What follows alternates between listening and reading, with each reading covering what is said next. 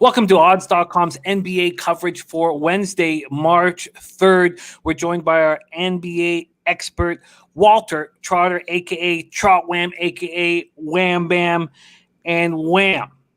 Things are not good for me right now. This is the fourth year that we've capped together. And a very interesting stat for me. This is the first time in 4 years publicly putting out all of my bets that I'm now down double-digit units. And it happened in a pretty horrific car crash fashion. On February 26th, I went 4 wins and 5 losses, down 1.60 units. But I went 4-1 on sides and totals in the show. It was that I doubled up on the Tatum and Jaylen Brown props, 3 points and lost those. Then the following night, Saturday night, I went 0-5. I lost on the Dallas Mavericks Brooklyn over. Then I lost on the Luka Doncic props and the James Harden props. Fuck. So I'm 4-3 on sides and totals through this swoon, but I've lost my last 8 player props. That has cost me 9.25 units and a lot of money.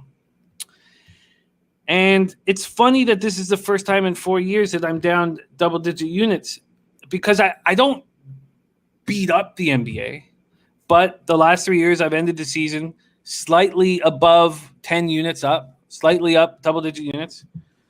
So it's not like NHL where, I've got up to highs of 43 units and 30 units. But in NHL, I've spent, almost each year down double-digit units. This is the first time I've been down double-digit units in the 4 years we worked together.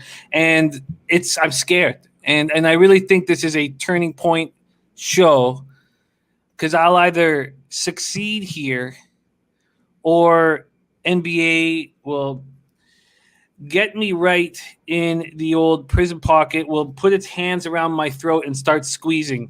So one thing that we promise you guys on the show is honesty and accountability and transparency for our picks and for our action. And so I have to open the show with this monologue, and I apologize if it's sad, but I've lost my last 8 player props. I'm now 52-60. Down 13.40 units. My ROI is minus 11.96%, average line minus 109. Okay, that's out of the way.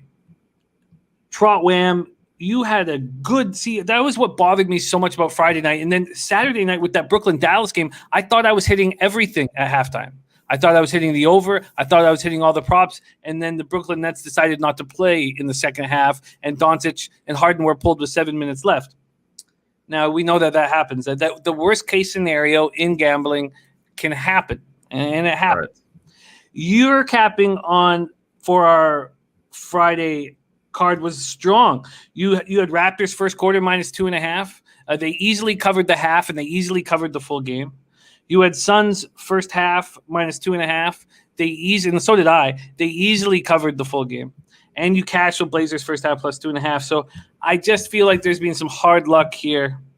But I truly believe this show here is a turning point for me and hopefully for us to get rolling. Wham! Sorry about all that sad monologue. We got to get that shit out. Sorry about that. But it is great to see you.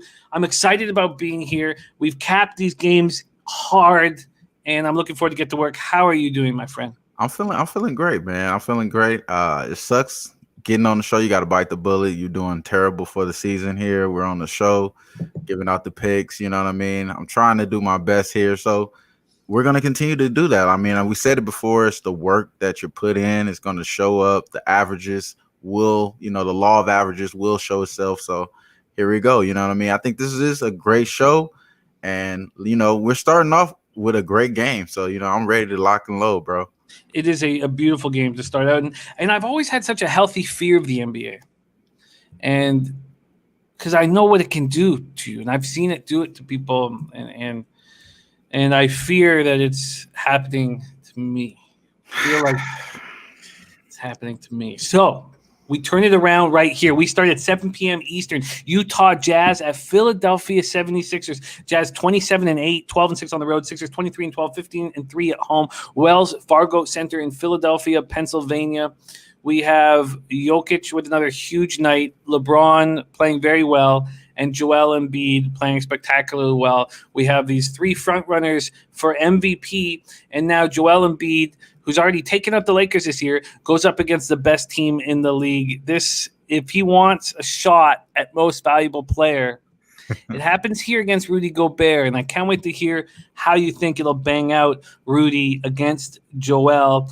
We only have one book that's giving us the goods here, and thank God for them. FanDuel we don't have a full market, but we have FanDuel working with us, but no total at this point. What we have is the Sixers are 2.5-point dogs. They're sitting at plus 118. And we're at Wells Fargo Center in Philadelphia, Pennsylvania. Jazz pace last 5, 11th in the NBA, 100.40 possessions a game. Sixers pace last 5, 13th in the NBA, 99.92 possessions a game.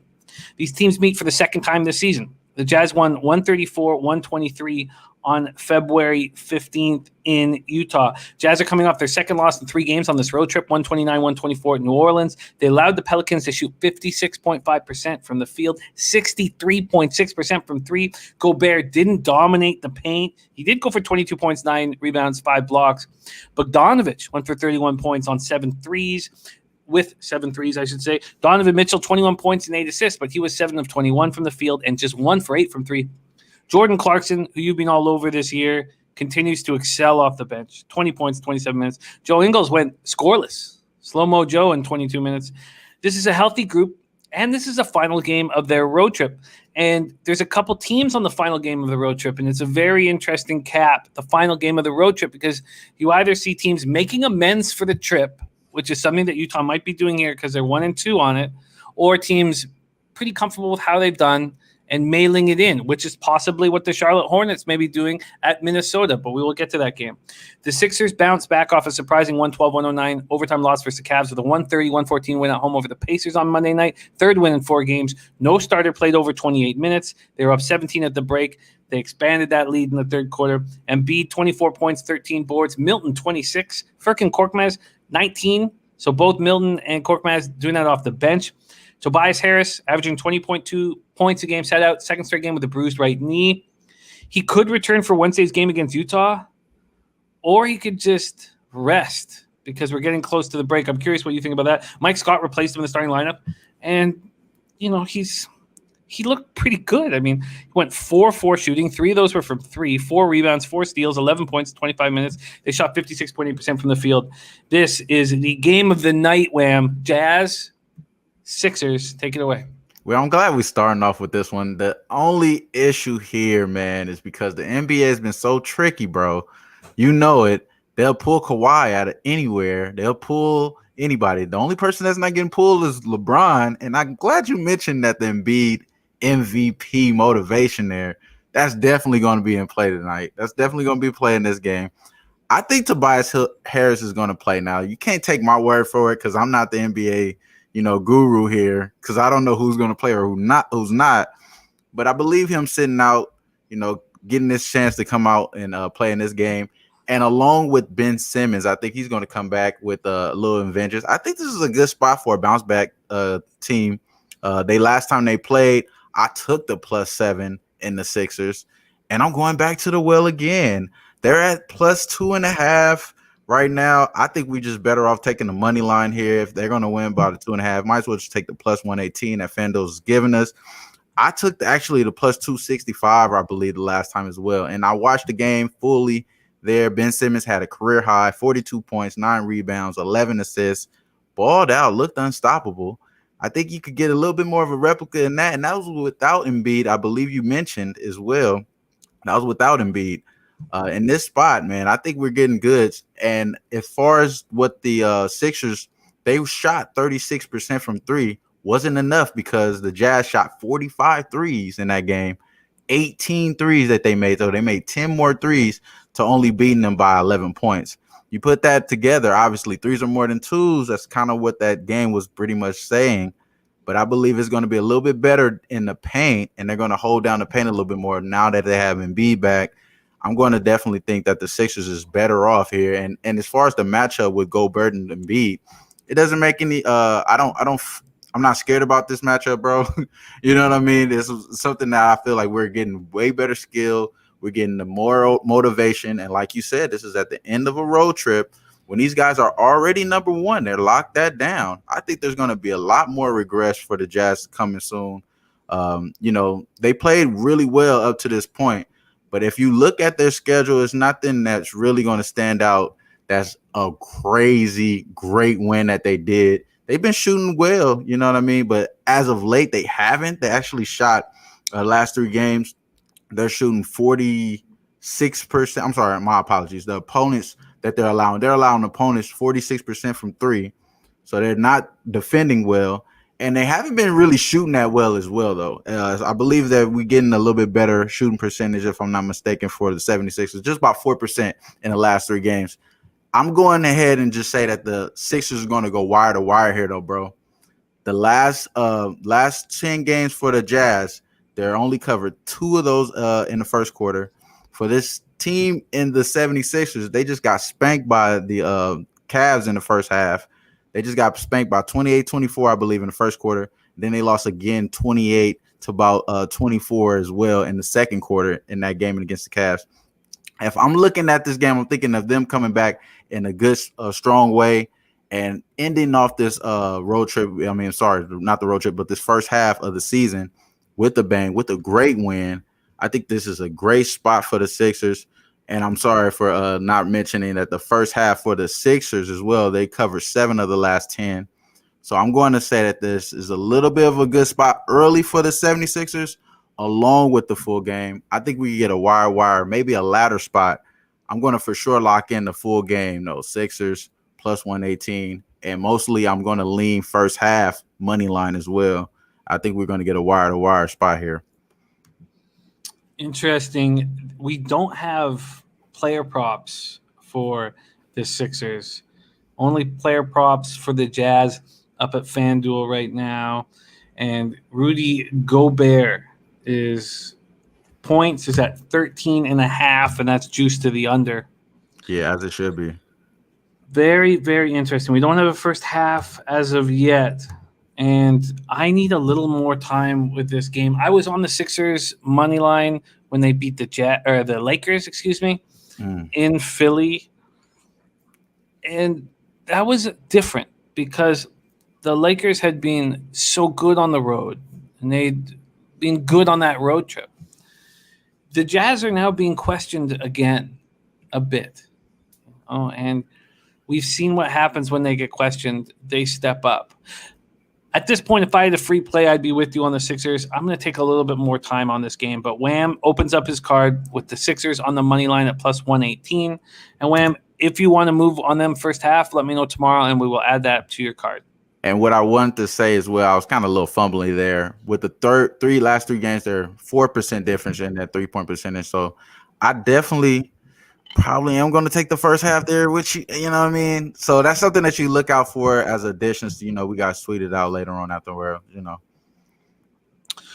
What a fun game that's going to be. I can't wait to watch it. We move on. 7:30 p.m. Eastern. Brooklyn Nets, 23-13, 10-7 on the road at Houston Rockets, 11-22, 5-9 at home. We're at the Toyota Center in Houston, Texas. This is going to be fun watching Harden come back to Houston. The Rockets are 6.5-point dogs right now, and I'm surprised at that number. I thought it was going to be bigger than that. I imagine that it's going to get bet pretty heavy. I'm guessing that the 6.5s aren't going to be there. We've seen some offshores just open it. Some offshores have just opened this at 7.5. So it's sitting at 6.5 at FanDuel, and I think this hits 8, at least 8 by tip-off. Nets pace last 5, 25th in the NBA, 97.76 possessions a game. They're not playing very fast, and they are scoring a lot of points. Rockets pace last 5, 12th in the NBA, 100.30 possessions a game. Nets bounce back from having their 8-game winning streak halted in a 115-98 loss at home versus Dallas on Saturday night. That was about the most difficult second half of any game I've watched, maybe since the Niners Super Bowl. Without Kyrie Irving, and obviously, the problem was when Kyrie went out, I added the Harden props, which was a mistake. They bounced back at San Antonio on, when did they do this? On Monday, 124-113 win in overtime. It snapped a 7-game losing streak in San Antonio for Brooklyn. Harden became the first player in NBA history to go for 30 points, 15 rebounds, 10 assists, triple-double with no turnovers. It was Harden's 7th triple-double in 22 games with Brooklyn since being traded. Kyrie added 27. Bruce Brown had 23. Durant missed his 8th straight game with a left hamstring injury. He will not be back until after the All-Star break. Jeff Green, shoulder. Luwalu Cabarrot, knee, both listed as doubtful. Rockets are coming off their 12th straight loss, 101-90 at home to the Cavaliers. They're being outscored by an average of 18 points a game on this losing streak. They were out-rebounded 57-36. Not one Rocket had over 6 rebounds. The Cavaliers turned the ball over 21 times, yet won comfortably. Wall went for 32. Oladipo went for 20. No one else scored more than 8. And Oladipo didn't sign that extension. Now he's looking for a long-term contract. So, I guess, yeah. So it's not – I don't know if that's a cut to the Rockets. I just think he wants a term. Rockets are a beat-up squad. Christian Wood, ankle out until after the All-Star break. Dante Exum, calf in a walking boot, no timetable. Rodion's crux, oblique. David Nwaba, wrist. They're day-to-day, but will not be in the lineup Wednesday. Eric Gordon, Daniel House, they're both questionable to play. They both have knee injuries, and they're going to be needed. Right. Very interesting spot, Wham. This is a game that you wanted to attack, so let's hear you do just that. Nets, Rockets. Now, the Rockets are falling out the sky more often than the Elon Musk science project. John Wall is noticing this as well. After the game, him having that 30 points, which was a hard 30 points for him to get, bro. He said that this team is ass, bro. They got Justin Patton, who they just got in the lineup, shooting threes. This is some desperation shit going on right here, bro. The Rockets, their last 12 games in a row, they lost their last 12 games. And as much as the Knicks first half streaking, the Houston Rockets fans, they out here weeping, bro. Now, as far as this Kyrie news, though, Kyrie is kind of sticking up for Harden. This is kind of emotional comeback. Harden is kind of loved in the community. Him coming back is, it's going to be some emotions there. I think that's the reason why they said that they're going to retire his jersey the day before that they play him. This is some dysfunctional stuff going on with this Rockets team organization. You could already know because we already know back behind the scenes, Daryl Morey had a better deal for them. They didn't want to do any business with him. So that's kind of biting them back in here. And I think that's alluding to the Victor Oladipo news as well, man, because him not signing that extension is bad for the trade bait. They're trying to trade him off with some sort of contract. Him having an expiring contract, it's kind of hard to move him, man. So that's kind of biting them long term there. But let's go here into some of these stats now. We're going to see a killer, man. I think that's the books are just giving us a blessing, bro. I thought it was going to be at like 10, 11 opening up here because this is a trash team in the Houston Rockets. I mean, John Wall just called him ass after the game. I did say that.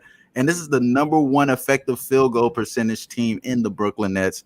And they don't even have KD for most of this year, bro. You know what I'm saying? So this is only going to get more scarier. As far as this team and Houston Rockets, yeah, they were playing good defense. So they are ranked number 8 in effective field goal percentage for the season. But they're still ranked 14th for opponents' 3-point percentage. This James Harden prop, I believe a lot of cappers that we know have been riding the over 3.5 threes. It's been cashing on the crazy streak. The Nets here, they're number 2 in 3-point percentage, bro. 40% shoot from 3. They're number 8th in first quarter points per game, while the Houston Rockets are allowing the 24th most here at 29 points. So they're giving up a lot of points early. And this team in the Nets, bro, I had them last game against the Spurs. I had them in the first half. They cashed. They covered the last 8 of the last 10 games in the first half. This is a good team to take early. This is a good spot to take early. If we could get this line to stay at 6, if the books are trying to bait us here, I'll take both sides, bro. The first half and the full game here. I'm going to take them full game though, because we're getting just a good number at 6.5. I like that, bro. I don't think that this Rockets team is that good. They're all over the place, and I honestly feel bad for Silas. Honestly, you get your first year, to go down with the ship sinking here. It's just kind of bad. So lock me in, bro. Lock me in with the Rockets, bro. It's a nice line, and against the Rockets, it's a nice line, no doubt about it. The Nets -6.5 and -110. I only give out the spots that I'm betting, and this is not going to be available for me. And if it was available for me right now, I would take it right now, just like you. -6.5, -110. It pays to shop at night, and that's what we're doing here. We're shooting. It's 12:10 a.m. on the East Coast, 9:10 a.m. in LA, where Wham is coming to us from. -6.5, -110 at FanDuel. I agree, and I also am interested in the Nets first half. I don't want Harden props because there's a good chance that he doesn't have to play for the last 8 or 10 minutes of this game. And that happens when they're losing, and that happens when they're winning, sadly. It was such a nightmare second half. I don't know if I'm ever going to get over it. It was just awful for me. I like it. Wham makes a ton of sense. So Wham is on the Nets full game, -6.5 at -110, and possibly the first half. We'll see what the number is when it comes out. Sure. But you gotta fade the Rockets at this point as well. They only covered 1 of the last 10 games in the first half. So and as I said, they've lost by an average of 18 points on this losing streak. Well, we have Wham on the board with the Sixers money line and the Nets -6.5. And we move on. 8 p.m. Eastern. Chicago Bulls 15-18, 8-7 on the road at New Orleans Pelicans. 15-19, 10-7 at home. We're the Smoothie King Center in New Orleans, Louisiana.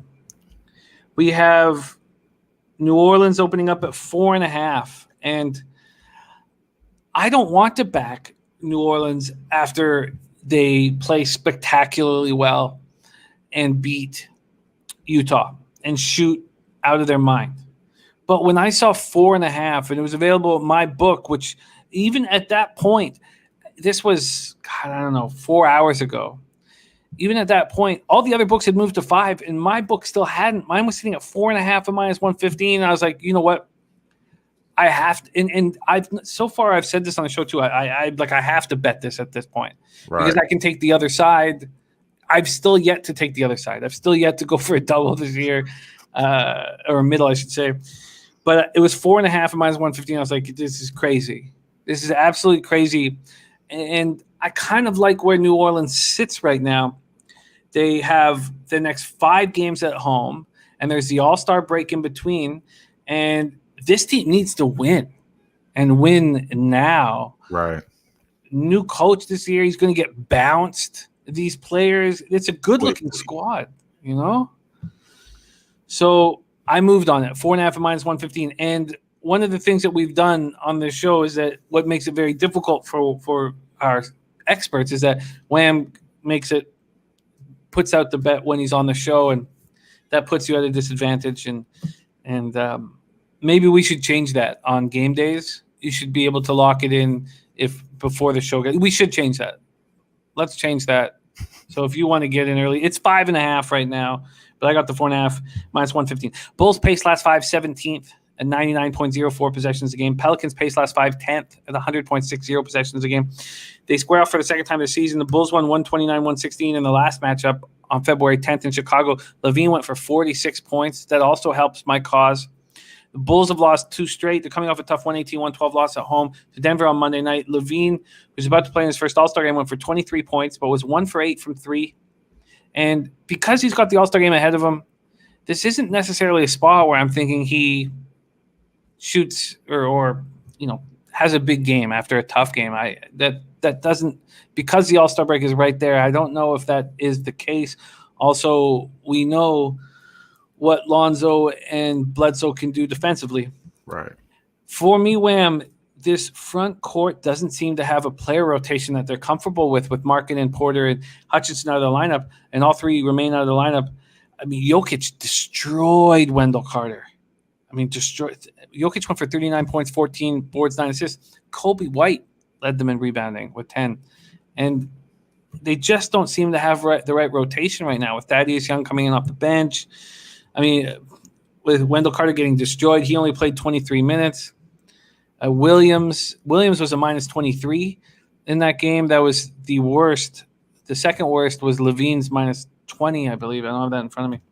After two tight road losses at Milwaukee and at San Antonio, the Pelicans got a big 129-124 win at home over Utah. There was no fear of Gobert. And we talked about that at the beginning of the year. We talked with the ability to sort of have Steven Adams protect Zion Williamson or create a situation where Zion doesn't have to he has a big guy around him to allow him to play fearlessly. Right. And that's what happened. Zion, 26 points, 10 boards, 5 assists. Brandon Ingram, 23 points, 8 assists, 7 boards. JJ Redick went for 17 off the bench, hit 3 of 4 from 3. He was shooting under 30% from 3 earlier. He's now up to 37%. He's starting to get comfortable. Healthy group, 5 consecutive home games sandwiched around the All-Star break, capable of going on a run.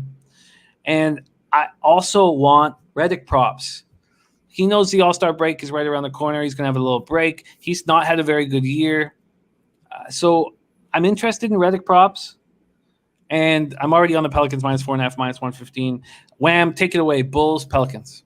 Yeah, I'm seeing that you are on the Pelicans. It just made me like, wait a second, because all the numbers that I'm looking at was kind of giving me towards the Bulls. So I do understand what you're saying. Getting that right number on the Bulls may be something that's going to bring more value into the bet. I think that is the way to take an approach on this game. Now, the Bulls have covered 6 of their last opponents in the Southwest division. So as far as this division that the Pelicans are in, when it comes in this, they kind of did some really good things there. As far as on the road, the last 16 games, they covered 12 of those games on the road, the Bulls have. But what you're saying is so true, bro. Like, as far as this Bulls team, you don't know where you're going to get the offense or who's going to orchestrate the offense. The last 2 weeks, the leading leader in assists here is a drum roll, please. It's Thaddeus Young at 4.8. 7 games. The last 7 games, he's the leading assist guy. Like, he's a leading defensive guy as far as 1.5 steals there, but I don't expect him to be like the guy that's going to create the offense or anything. Now, he is posting up, so that may be something Billy Donovan is doing. I haven't really been watching their games locked in like I normally do on a lot of other teams. But as I was watching him earlier on, he was one of those main guys that brings on, a lot of the intensity on towards the offense when they're finding out they're like a little lackadaisical. Otto Porter is being out. It's kind of been a bad, and Laurie being out. So that's the reason why I haven't been back in the Bulls. As far as this spot here, I can understand taking the Pelicans, even though the numbers, like I said, didn't really add up towards the Pelicans. But still, like, as far as them being a favorite, they're not that good. So that, like you said, with them being favorite right now, I think they're 1-5 their last 6 games as a favorite. That's not a good look right there. But as far as this Pelican team, I just like the way Lonzo's been playing, as far as what he's been doing confidently this year in general, in 2021 this year exactly. He's been pretty confident. I do like this team to still continue to have like a great mismatch in this lineup here.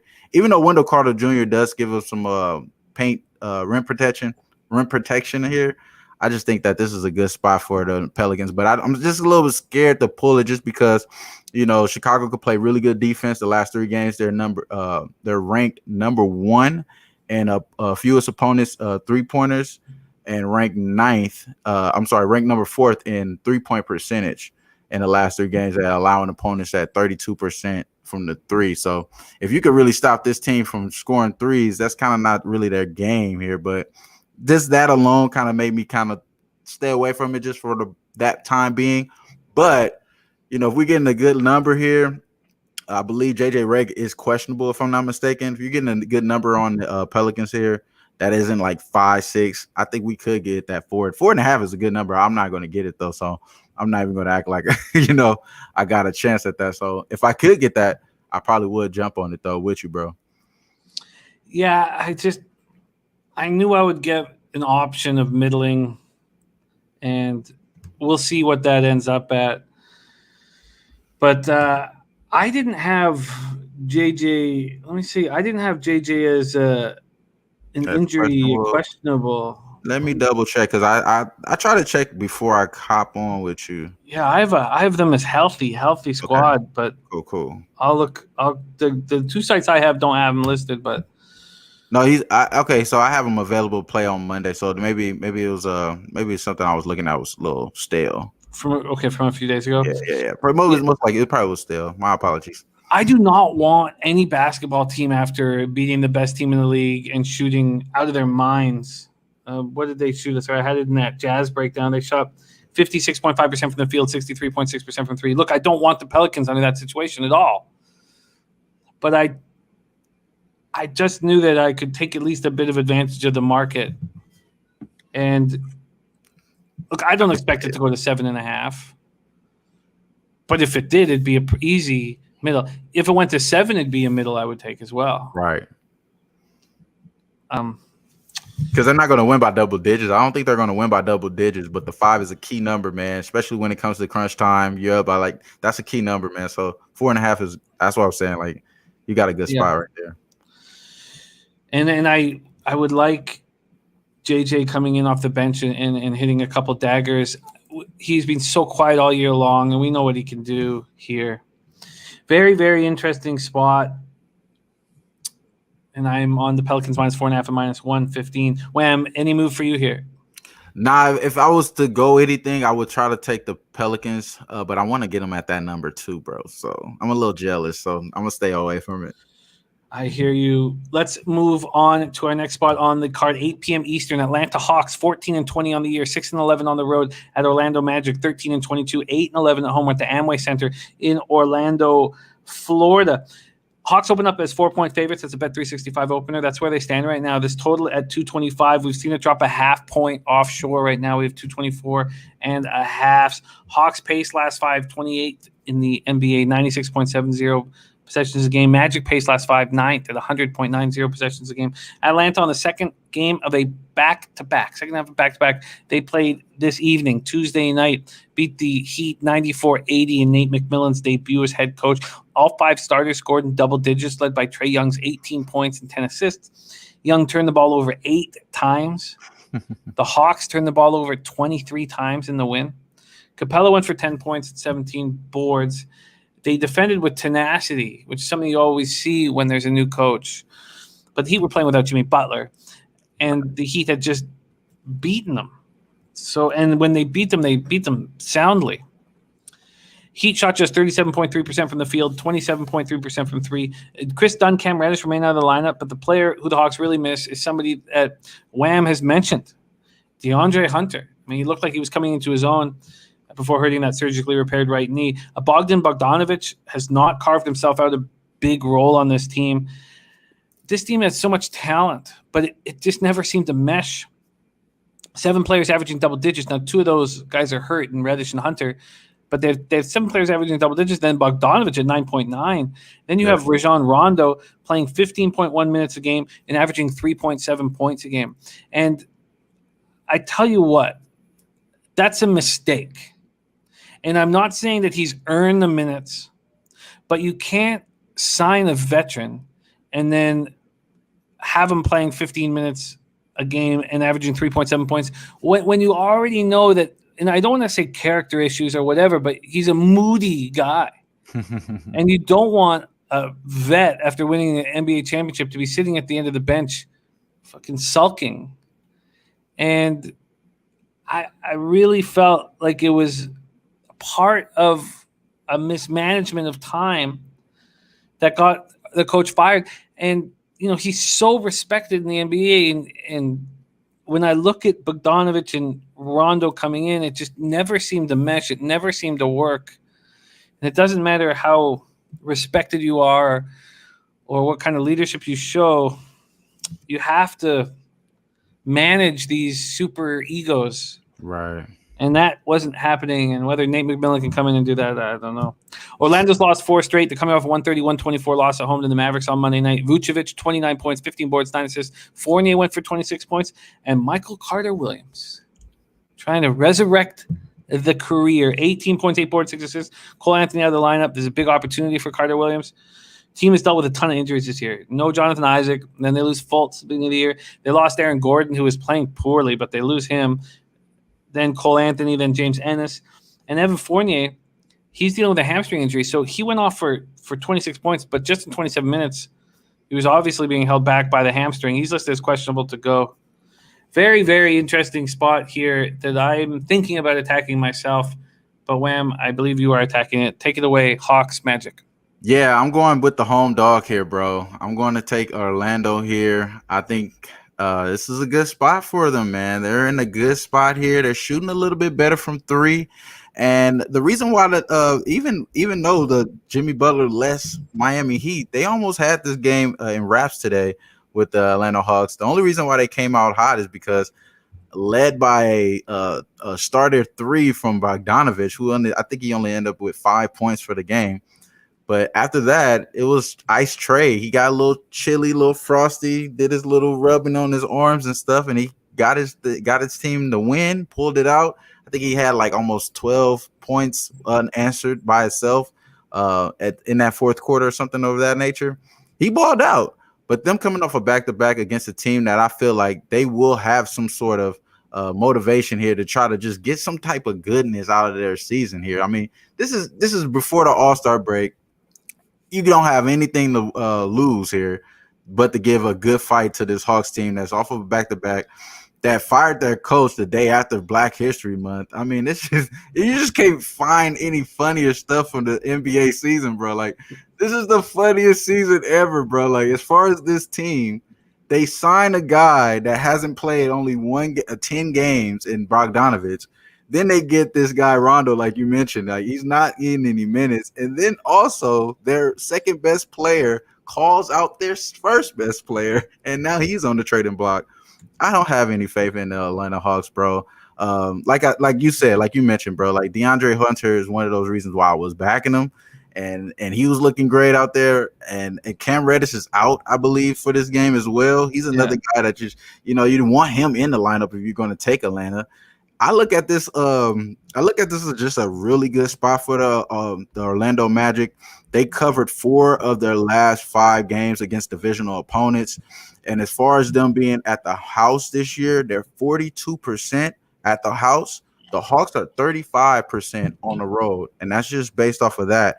Also, the Hawks are one of the last 5 games on the road, while the Orlando Magic covered 4 of the last 6 games at the house. So that kind of showed me that maybe this is a good spot to back this Orlando Magic, just based off of them being off a back-to-back. And on top of this, has been a spot before the All-Star break. Some of these guys just ready to go home. Maybe you get some time off, go back to the wife, do your thing there. But I believe you being a team that's on a bad hill, which is the Hawks are as well, and they play some 90s style basketball as well today. And I forgot to write that down, that them playing that slow tempo basketball is not going to help them in this spot, I don't believe, because Fournier and these guys are going to get up tempo, I believe, and shoot threes. They're not a fast up tempo team, but they're more like a middle of the pack pace team in the Orlando Magic. But I believe that's the game plan coming in here to make these guys take more shots, mess up their field goal percentage. And I think the Orlando Magic will have the better bench players defensively as well, as far as more athletic guys on the bench. Soon as Capella gets out, they have no rim protection. They have Solomon Hill trying to guard the paint, which he can't do. No offense to him, you know what I'm saying, if he's watching, but you can't guard the paint, bro. And as far as Chumi Okiki, I like those guys coming off the bench. I do want to see a little bit more from Mo Bamba and stuff from there, but I think Fournier and Vucevic have a good game here. And I want to hit the money line, but I'm going to just take the spread here at +4, +4.5, whatever we get in there. I can't get you a 4.5, but I can get you a 4 at +100. A 4 +100. That's it. Yeah, it's -110. I think it's at Fox Bet. That's perfect, actually. Pull it up.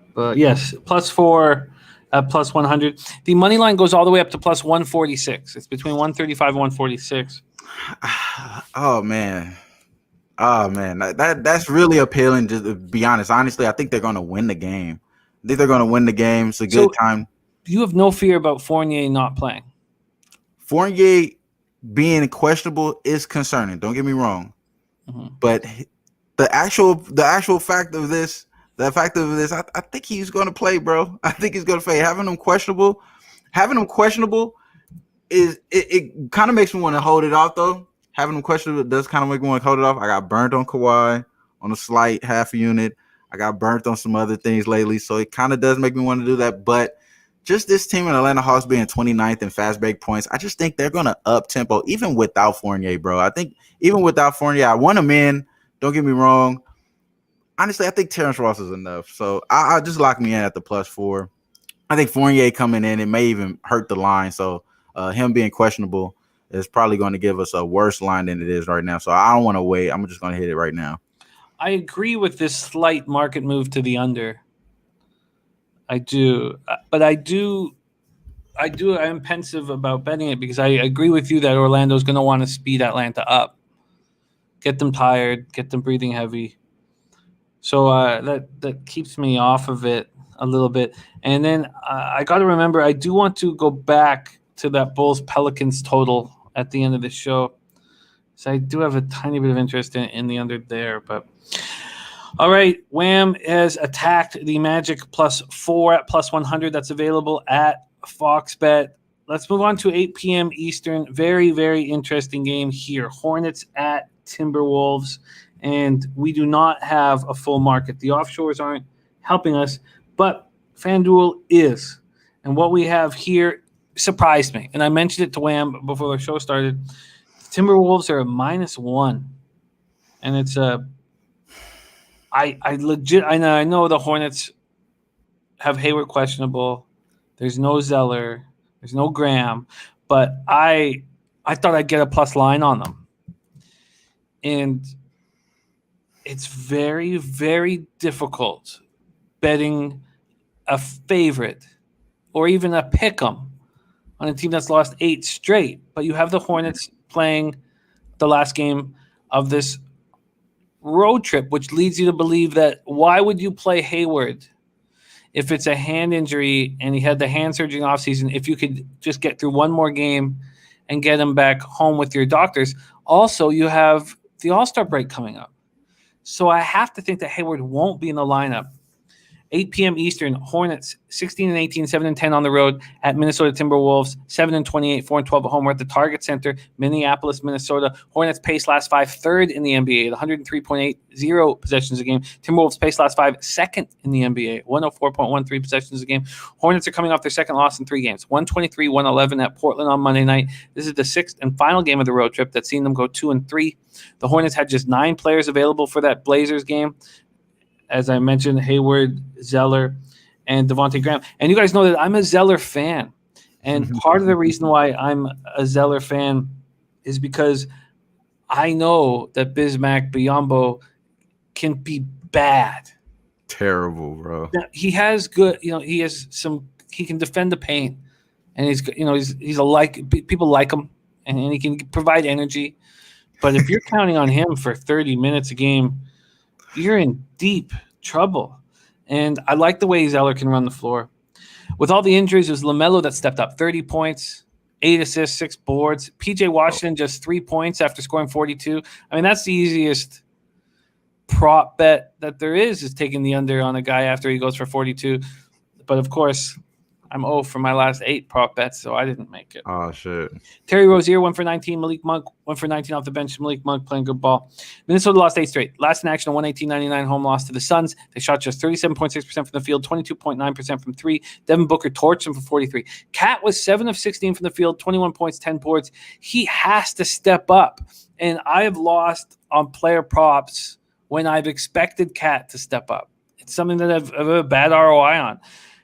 But there's certain situations where here's this guy who claims he wants to spend his whole career in Minnesota.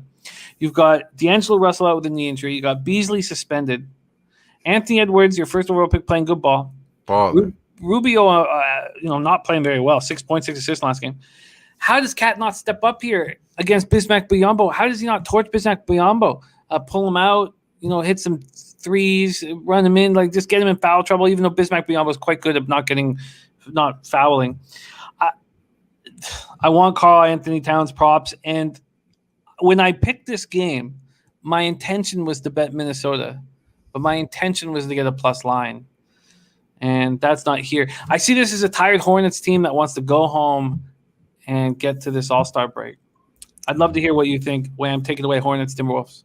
Yeah, the Hornets already won. They already won, so they're fat and they're heavy. They did their job as far as this road trip. So this is a good flat spot for them to come out and just kind of stink it up here against this Minnesota Timberwolves team. So I was with you as well. I was surprised with the line.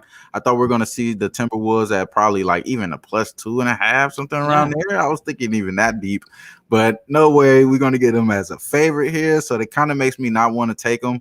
Just like you mentioned there, I just think that this Minnesota Timberwolves team, they have been playing a little bit more better defense than this Charlotte Hornets team as of late. But that's the only thing I could say that's better than this Charlotte Hornets team as of late. I mean, for the most part, I just think that it's a flat spot for them. That's why you would fade them. But other than that, man, they're shooting 41% from 3 the last 3 games. 49% shooting, 57% effective field goal per shooting to the Minnesota's 47%. I still think that the Minnesota has a better matchup down low, like you mentioned, though, with Cat, even though he's going to play, perimeter ball here. That being said, I just think that you got to go ahead and just roll the dice with it, honestly, bro. I think this is going to be something I'm going to add on with the Minnesota Timberwolves, and a lot of that just has to do with just based off a matchup. I still think that when it comes to the rookie of the year, you're going to get some type of battle with this Ant-Man kid, man. You're going to get some battle with him. All the light is all shining on LaMelo. LaMelo's a baller, don't get me wrong. I do not like betting against LaMelo either, so I can almost guarantee you I'm not going to make a play on this game because I don't like betting against him, bro. But I thought we were going to get them at an underdog here. I mean, I thought we were going to get them at a favorite. I do think that Ant-Man eats, though, bro. I think that he's the guy that you probably want to attack on the props because he's a young kid. You're going to get more minutes out of him rather than you're going to get out of Cat, along with as far as that matchup with the LaMelo. I think he's going to take ownership here, knowing that he's one of those guys that was always getting the clout. Ant-Man kind of came out of nowhere, if you would say, even though he was buzzing since he was in high school. I would say, he kind of will be one of those guys that come out a little bit hot as far as the last few games. I didn't pull up his stats here, but after we just start talking about it, that's kind of something that just eye pops me here as far as his props. You said we don't have any full market on that one for the props there, but what would you say? What would you think that the totals will be kind of like looking at? I think he's averaging about 14 points the last 7 games, about 5 rebounds and 3 assists. You probably get around like a 22.5 points, rebounds, and assists for the Ant-Man, something around there. I think he could go over that, bro. I think he'd go over that as well. I mean, he went for 24 in the last game. Let me just take another look at his game log. It's got to be higher than that. I think the Bucks have put themselves in a bad situation. In the last 3 games, he's all gone over 20 points in each of them. Yeah, I do think that this is Minnesota does not want to go into the break having lost 9 straight. I think they pull out all the stops to get this win. I really do. I think you're calling Anthony Edwards props is sharp. And Cat lets me down so much. But I really think that the market knows that Minnesota has a chance here to stop the bleeding before going to the break, and that they'll pull out all the stops to do that. Very, very interesting. The more I look at it, the more Make you want to take it, bro. Yeah, and I may, but when you take a team that's a favorite, that's on an 8-game losing streak, it's tough. So I'm gonna probably sleep on it. But the Anthony Edwards props makes a ton of sense. But in saying that, I don't think I go on points, rebounds, and assists spot in that game against Chicago back last Wednesday, the overtime game. He had 9 boards, 6 assists. But the last 2 games, 6 boards, 0 assists, 5 boards, 1 assist. I think he wants to go over 20 again. I think I would take him for points props, whereas I would take Cat for a points and rebounds prop. Gotcha. Very, very interesting. So I'm going to be attacking this game. And when I talk about the props, remember, I'm getting killed on them right now. So you may want to take unders when I'm on overs. But I really think your breakdown on Ant was perfect. That with LaMelo coming to town, he's going to step up in a big way. I really like that look. So if anything gets me out of this prop losing streak, it's going to be my man. No, don't put it on me, bro. It's all on you now. Now. Deal with that shit. Man, this is my turning point in my season. I know it is. Well, definitely. I know it is. Okay. Let's go to our final game on the card. 10 p.m. Eastern. LA Lakers. Now, about to be 24-12. We move over to that game right now. Yes, they are just about to lose to the Suns. They're down 112-104. I believe you have that in the background. Yeah, I'm watching it right now. LeBron just chucking up threes, man. They call him LeChuck out there on the streets. LeChuck has 38 points, 6 assists, and 5 boards. 16 of 23 from the field, though he just missed one.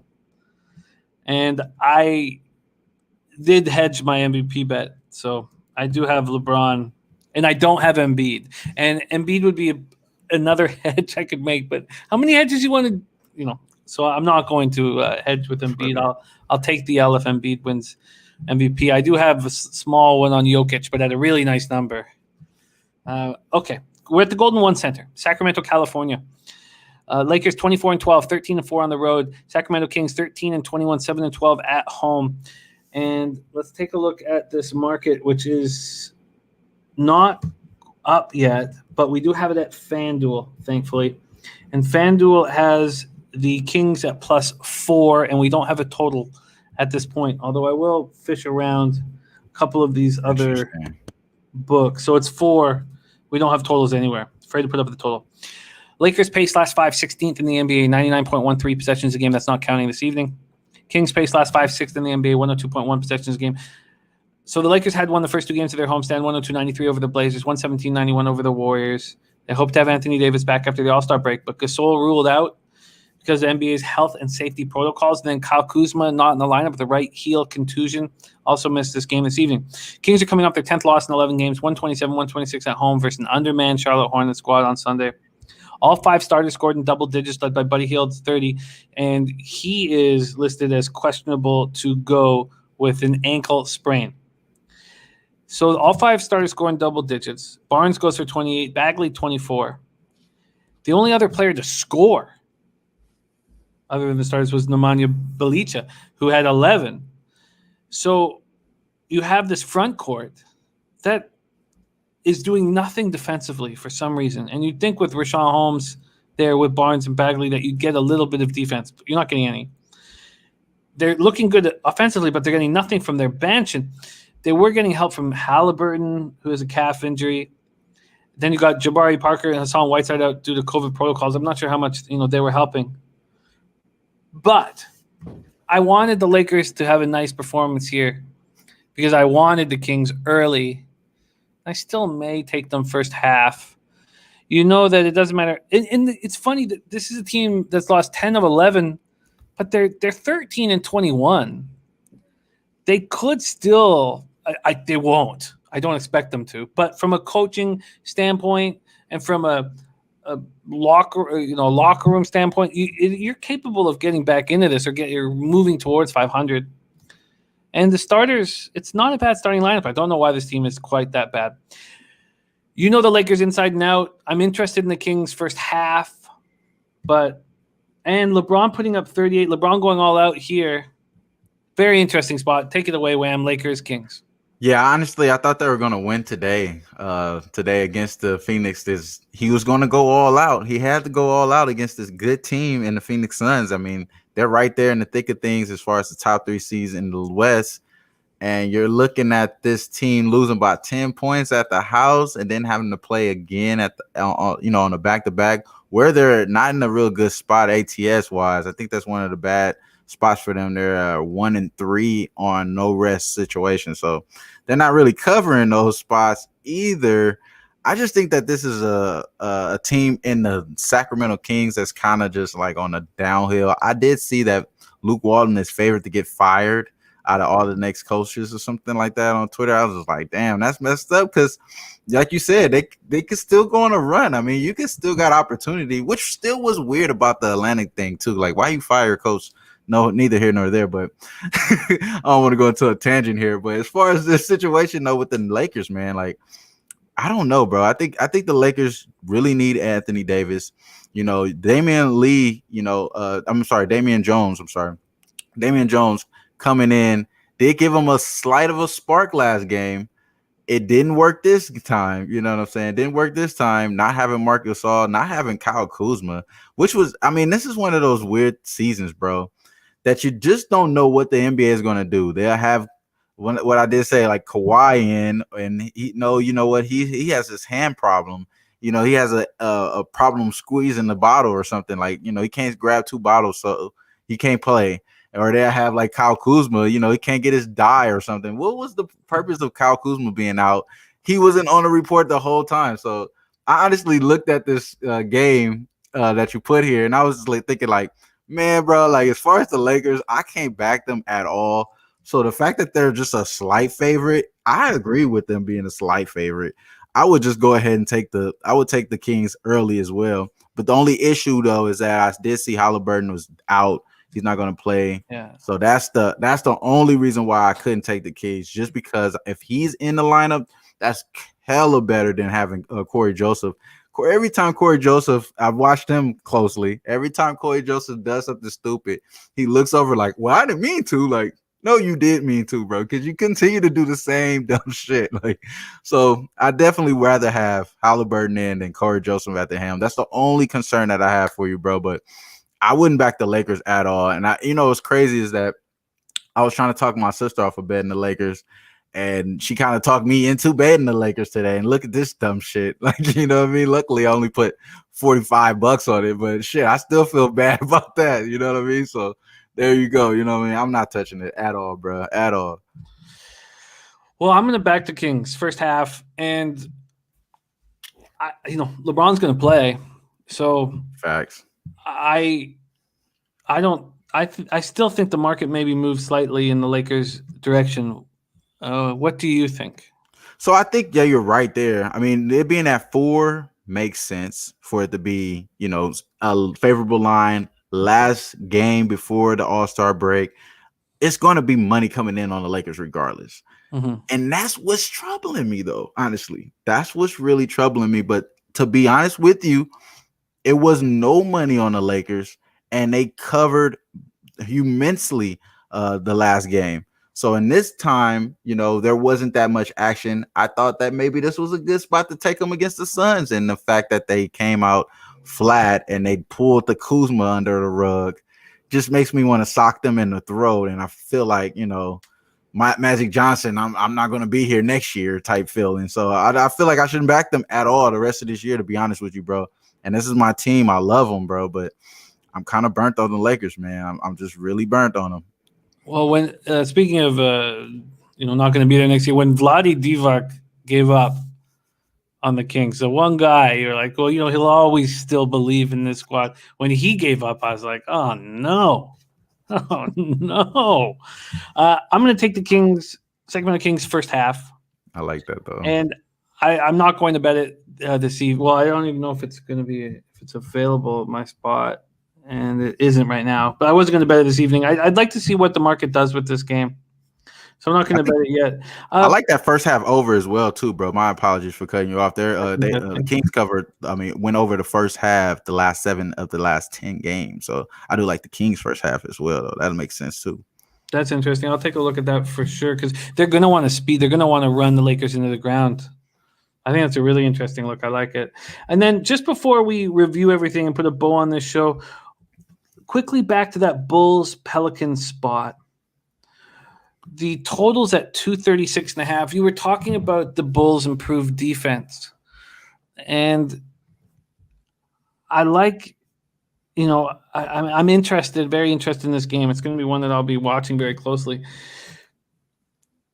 Bulls pace 17th. Pelicans pace 10th.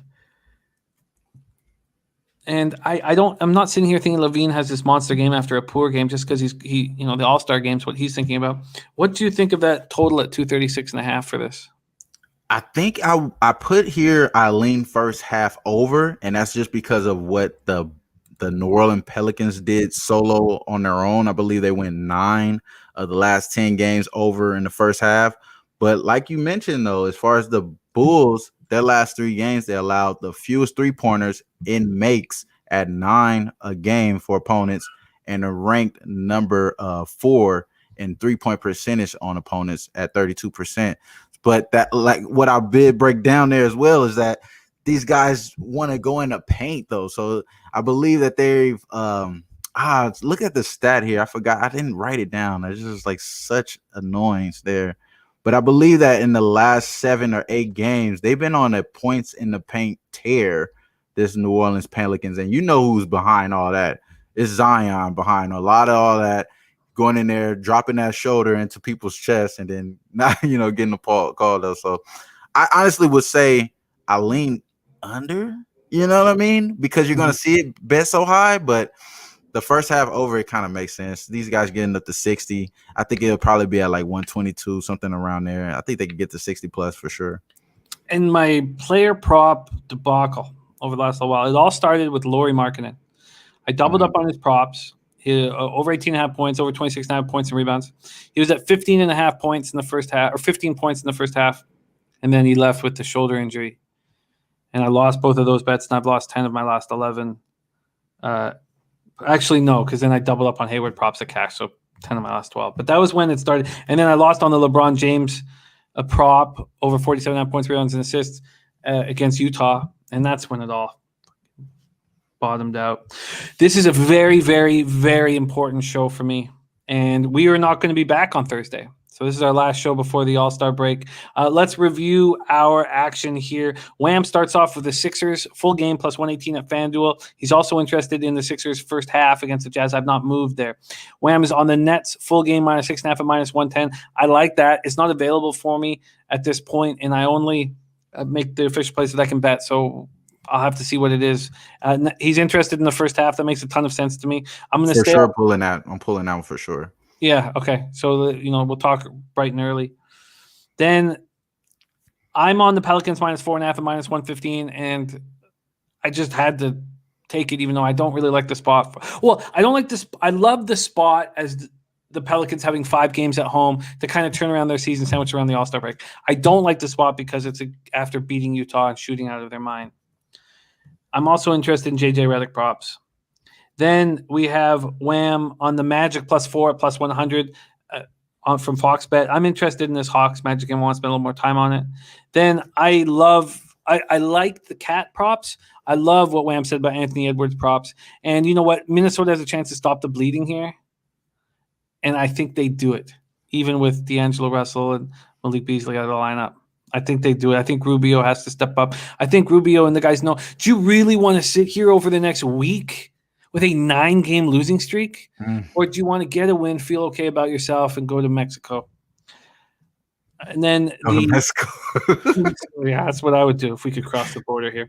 Kings first half is an interesting spot that I think I'm going to attack. And when I'm talking about that first half over, I'm going to look at it closely. Because what I might do instead is I might just take the Kings first half team total over. But I'll have to see what that's at. Wham Bam. This is hugely important for me. Our last NBA show of the year. I need it bad. I need it so fucking bad, dude. So bad. Thank you so much for your wisdom, your hard work, and your insights. Let's have a big day tomorrow. Do you have any last words before we put a bow on this? Well, we're going to definitely bounce back, and definitely you guys enjoy the break. You know what I mean? Enjoy these guys pulling us from the rug, all these crazy outs, last minute outs. Hopefully we get a little bit more clarity. Hopefully these guys go in a bubble. You know what I mean? Shit, just go in the bubble already. Other than that, man, we're going to get to it, bro. I appreciate you, Jimmy, man. You know we doing this, bro. We're going to make this happen. It doesn't matter. We're going to make it happen, and it happens here in this show for sure. Turning point. Thank you guys for watching. Thank you for your support. On behalf of everybody here at odds.com, Trot Wham, and myself, let's have a big Wednesday, March 3rd. Get paid in full. Get that cash.